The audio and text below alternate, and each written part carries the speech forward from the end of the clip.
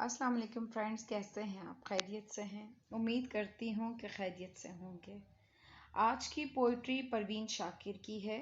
अपनी तन्हाई मेरे नाम पे आबाद करें, अपनी तन्हाई मेरे नाम पे आबाद करें, कौन होगा जो मुझे उसकी तरह याद करे। बहुत शॉर्ट पोइट्री है, उम्मीद करती हूँ कि आपको पसंद आएगी। शॉर्ट पोइट्रीज़ इसलिए लेकर आती हूँ कि आजकल किसी के पास इतना टाइम नहीं होता कि लोग घंटों मोबाइल की स्क्रीन के आगे बैठ कर लंबी लंबी वीडियो देखें।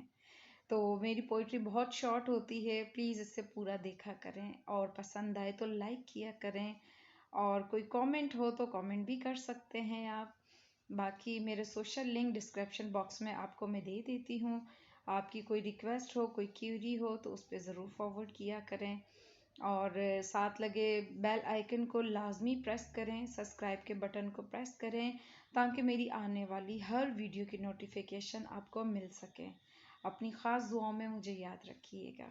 चलिए आइए स्टार्ट करते हैं।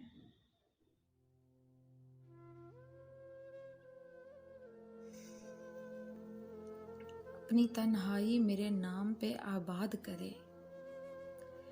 अपनी तन्हाई मेरे नाम पे आबाद करे, कौन होगा जो मुझे उसकी तरह याद करे।